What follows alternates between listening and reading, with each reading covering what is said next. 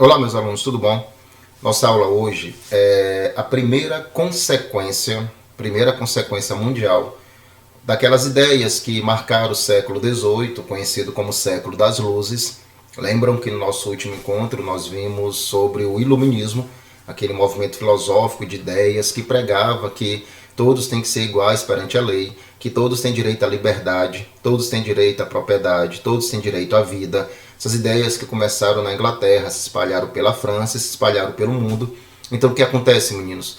Muitos povos, aí tu pode até incluir o Brasil, eles passaram a lutar pela independência deles, passaram a lutar pelos seus direitos. Quer dizer, as ideias iluministas, que eram aquelas ideias contra o absolutismo, a favor dessas liberdades que eu falei para vocês, acabou influenciando o mundo. E aí, senhores, o primeiro acontecimento mundial que foi influenciado pelas ideias iluministas, daí o nosso próximo assunto é esse, a independência dos Estados Unidos. Esse país mesmo, que hoje é a maior potência mundial, na época, isso século XVIII, não era nenhum país, era uma colônia, assim como o Brasil era. O Brasil não era uma colônia que pertencia a Portugal, pois os Estados Unidos era uma colônia, só que pertencia à Inglaterra. Tá? E os Estados Unidos, até influenciados pelas ideias iluministas, vão lutar pela sua independência. Tá certo? Mas antes de falar da independência em si, vamos entender o que eram os Estados Unidos. Que, repito, não era nem chamados Estados Unidos. Era chamado de as 13 colônias inglesas. O mapa que vocês estão vendo aí, o mapa todo é o que representa os Estados Unidos hoje. Então vocês podem ver que hoje é um país gigantesco territorialmente. Tanto que tem uma faixa aí banhada pelo Oceano Atlântico e do outro lado banhado pelo Oceano Pacífico. Então é um país continental. Só que os Estados Unidos que eu estou falando com vocês do século XVIII é só essa parte que está pintada de vermelho, que era chamada de as 13 colônias inglesas. Então tu pode ver que era uma estreita faixa de terra banhada pelo Oceano Atlântico, não é? E essas 13 colônias, elas eram divididas em dois grupos bem diferentes: colônias do norte e colônias do sul. E essa divisão não é só geográfica não, tá certo? É porque é o seguinte, meninos, quando o governo inglês, quando a Inglaterra começou a colonizar a região das 13 colônias, esse governo só se interessou pela parte sul. Por qual motivo? Muito simples vocês entenderem. A parte sul dos Estados Unidos é marcado por um clima tropical, enquanto a Inglaterra tem o chamado clima temperado. Aqui tu pode concluir, bem, são regiões climáticas diferentes, tu pode concluir que o que se pode plantar nas colônias do sul não se pode plantar na Inglaterra, tipo o algodão. O algodão é um tipo de planta que pega muito bem, que realmente cresce muito bem em uma área de clima tropical, enquanto o clima temperado não funciona. E a Inglaterra, nessa época, estava vivendo a Revolução Industrial. Estavam surgindo fábricas. E essas fábricas eram principalmente de tecidos. Então, se eles estão produzindo indústrias de muito tecido, muitas roupas, eles precisam de matéria-prima como o algodão. Então, a região do sul dos Estados Unidos, meninos, é uma região muito boa para plantar algodão porque tem clima tropical. Então essas colônias do sul era de interesse do governo inglês. Então vai ter uma colônia lá, uma colonização muito igual à nossa, muito parecida com a que nós tivemos aqui no Brasil, que é a chamada colônia de exploração. O que é colônia de exploração? É quando o governo ele quer explorar esse território, tirar a riqueza desse território, porque como eu falei para vocês, tinha um clima tropical.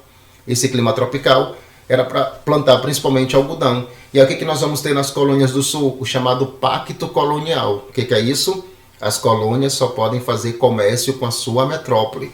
Ou seja, as colônias do sul só poderiam comprar e vender da Inglaterra. Eles não tinham liberdades comerciais. Ainda tinha esse sistema bem índice, se vocês já trabalharam em geografia. É o chamado sistema de plantation. O sistema de plantation ele é baseado em 4 características: latifúndio, que é uma fazenda de grande porte; monocultura, essa fazenda ela se dedica principalmente à plantação de um produto, no caso principalmente algodão; exportação, o que eles produzem não é para o mercado interno, não é para vender dentro da região, é para vender para fora, no caso para a Inglaterra, né? E escravidão. Infelizmente, vai ter nas colônias do sul dos Estados Unidos uma coisa que também tivemos muito na história do Brasil: escravidão africana, tá? Então a colonização do sul é muito parecida, muito similar à que nós tivemos no Brasil. Foi de exploração, foi promovida pelo governo inglês, o clima era tropical, então eles plantavam algodão, o pacto colonial fazia com que a colônia só fizesse comércio com a sua metrópole, era monopólio, controle da metrópole sobre a colônia, e tinha um sistema de plantation, latifúndio, monocultura, exportação e mão de obra escrava africana. Já o norte, as colônias do norte vão ser diferentes, porque lá, meninos, o clima é tropical, igual da Inglaterra.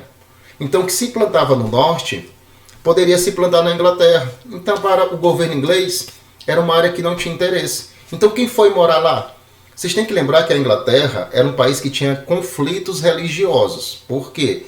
A religião oficial da Inglaterra foi uma igreja criada por um rei chamado Henrique VIII, que ele criou a igreja anglicana, que até hoje é a religião oficial da Inglaterra. Só que entre os comerciantes ingleses, os burgueses, a maioria deles eles eram calvinistas, que lá na Inglaterra os calvinistas eram chamados de puritanos. E a relação do Estado inglês com os puritanos, com os calvinistas, não era uma relação amigável. Na verdade, tinha guerras, tinha perseguições religiosas. O que vai acontecer? Muitos puritanos, ou seja, burgueses e muitos ricos, eles saem da Inglaterra devido a essas perseguições religiosas e vão morar nas colônias do norte. Porque para eles era melhor morar no norte, porque o clima era o mesmo da Inglaterra, então eles poderiam se adaptar melhor. Segundo, o governo inglês não se interessava por essa região, então eles poderiam ser livres e a liberdade era completa. Eles poderiam ser livres para seguir a religião deles, para fazer comércio com quem eles quisessem, porque lá não vai ter pacto colonial.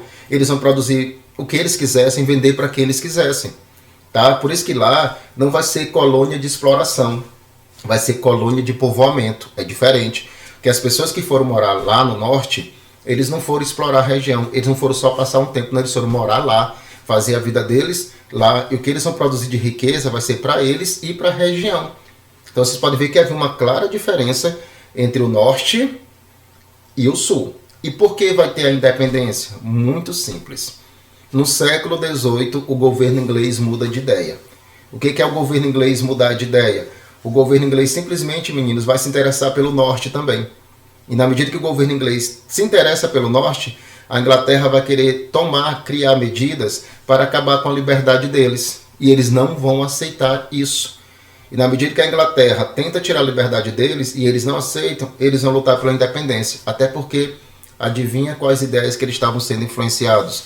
As famosas ideias iluministas. Se um governo, os senhores lembram disso, se um governo não respeita a tua liberdade, a tua propriedade, a tua vida, você pode lutar contra esse governo. Foi o que os iluministas falaram, né? E acabaram influenciando os americanos a lutar pela independência. O que tu pode me perguntar? Professor, por que a Inglaterra mudou de ideia em relação ao norte, se ela só se interessava pelo sul? Primeiro motivo foi uma guerra que a Inglaterra se envolveu com a França. Está bem no slide de vocês, chamada Guerra dos 7 Anos. Essa guerra entre França e Inglaterra, que durou 7 anos, meninos, foi uma guerra pelo domínio do Canadá. Tá? E essa guerra a Inglaterra venceu, mas foram 7 anos de guerra. E com 7 anos de guerra, vocês imaginam quanto o governo inglês gastou com essa guerra, com soldados alimentando, transportando realmente bagagens de guerra. O que os ingleses vão fazer? Eles não vão querer pagar as dívidas dessa guerra. Eles vão empurrar para as 13 colônias na forma de impostos. Por exemplo, vocês estão vendo bem uma tal de lei do selo? A Inglaterra determinou que toda e qualquer carta que circulasse nas 13 colônias, nessa época vocês sabem, no século XVIII, não tem internet, não tem WhatsApp, não tem redes sociais. Era tudo através de cartas. Então cada carta para circular tinha que ter o selo inglês, ou seja, as pessoas tinham que pagar o selo para selar a carta, essa carta poder circular. Aí vocês imaginam quanto a Inglaterra lucrou, que quantas cartas circulavam por dia nas 13 colônias. Ou seja, a Inglaterra criou uma lei obrigando os colonos a comprar o selo. Logicamente isso foi incomodando eles, né? Até porque não esqueça que a Inglaterra vai implantar outras leis também. E um outro detalhe, a Inglaterra vivia a sua revolução industrial, que é um assunto que nós vamos ver depois também numa outra aula. E o que era a revolução industrial? Surgiram as máquinas, as fábricas, a Inglaterra está produzindo muito. E se a Inglaterra está produzindo muito, ela precisa de quê? De matéria-prima, que ela conseguia no sul, que é o algodão, mas ela precisava também vender. E aí, onde é que tinha pessoas ricas que poderiam comprar muitos produtos ingleses? No norte. Lembro que eram os puritanos, que eram os burgueses, que eles tinham muito o quê? Dinheiro. Mas como no norte não tinha pacto colonial, eles não eram obrigados a comprar da Inglaterra. Aí o que a Inglaterra vai fazer? Vai começar a criar cada vez mais leis para tirar a liberdade deles, não é? Para que eles realmente fossem obrigados a comprar só da Inglaterra, tá? Eu posso determinar outros motivos para vocês também, tipo, outra lei, a lei do açúcar. Era uma lei que obrigava os colonos, a comprar açúcar ou derivados de açúcar só das Antilhas inglesas, que era um conjunto de ilhas que tinham ali próximo dos Estados Unidos. Porque antes os colonos americanos compravam açúcar e derivados do açúcar das Antilhas holandesas, que eram até produtos mais baratos. Mas agora eles eram obrigados a comprar só das ilhas inglesas. Lei do chá. Só quem vai fornecer chá para as 13 colônias era a Inglaterra, porque antes eles poderiam comprar chá de qualquer região, comprar um chá mais barato, mas não, os ingleses, eles obrigaram agora a comprar chá só de navios ingleses. E esse chá chegava cada vez mais caro, esses produtos chegavam cada vez mais caros. Então observem que eram leis que estavam tirando a liberdade deles. E aí teve um episódio que ficou conhecido dessa maneira bem, a festa do chá de Boston. Boston, meninos, era uma cidade muito rica e lá existia um porto onde os navios atracaram, que era um porto muito movimentado. E o que aconteceu? Quando o navio inglês, carregado de chá, chegou nesse porto, né, os colonos, com raiva de todas essas leis que estavam tirando a liberdade deles, eles invadiram esse navio inglês, estava até disfarçado de índios, tá? Eles entraram nesse navio inglês, pegaram todo o carregamento de chá e jogaram fora. Tá? Aí, por que eles jogaram fora? É como se eles estivessem dando um recado para a Inglaterra. Eles estavam revoltados com essas leis, eles estavam revoltados com toda essa repressão inglesa. E esse episódio dos colonos terem invadido o navio inglês, ter pegado o chá e jogado fora, ficou conhecido como a festa do chá de Boston. E a Inglaterra reagiu pesado. Foi até um conjunto de leis chamado Leis Intoleráveis. Eles não jogaram esse chá fora, eles vão pagar uma indenização ao governo inglês. Eles vão ter que pagar esse carregamento de chá que foi jogado fora. Tá? O porto, que era um porto muito movimentado, que era o porto de Boston, foi fechado. Ou seja, essas leis agravaram mais ainda a situação econômica das 13 colônias. E a Inglaterra apertou mais ainda as pressões. Aí as 13 colônias resolveram se reunir. Ficou conhecido, meninos, como o primeiro Congresso da Filadélfia. As 13 colônias se reúnem na região da Filadélfia e lá eles tomam uma decisão nesse primeiro congresso, que eles não eram obrigados a aceitar nenhuma lei inglesa. Por quê? Porque essas leis eram criadas lá na Inglaterra por políticos que não representavam eles. Sabe o que foi que eles exigiram do governo inglês? Que a gente só vai aceitar leis de um parlamento que tenha nossos representantes. Então eles exigiram o seguinte do governo inglês: nós temos o direito de escolher os nossos representantes para que no parlamento inglês eles defendam os nossos interesses. Eles até resumiram esse congresso em uma frase: sem representação, sem taxação. Em outras palavras, nós não vamos ser obrigados a aceitar a lei do açúcar, a lei do selo, a lei do chá, nenhum imposto. Essas leis intoleráveis também não podemos respeitar e não devemos respeitar. Por quê? Porque foram criadas por um parlamento que nós não temos representantes. Então, o primeiro congresso da Filadélfia decidiu isso. Sem representação, sem taxação. Não vamos respeitar essas leis inglesas, porque elas não nos representam.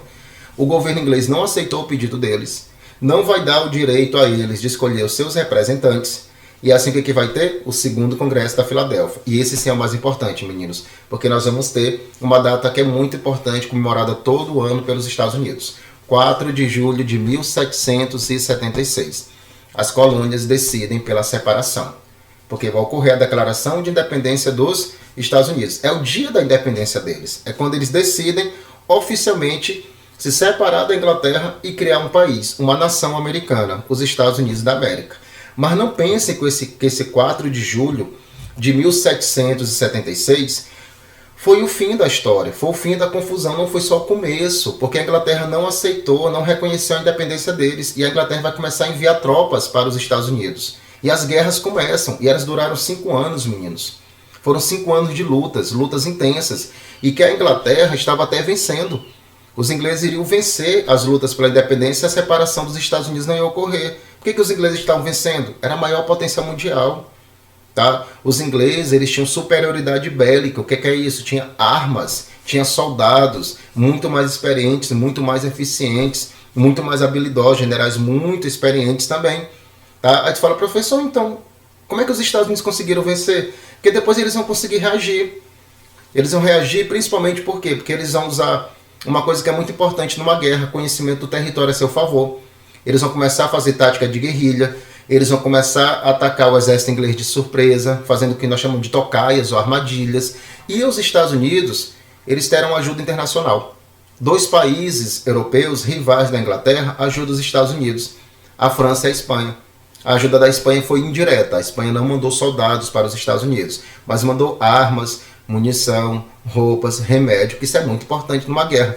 E a França mandou uma frota de 10 mil homens para ajudar os Estados Unidos na luta contra os ingleses. E deu certo, meninos.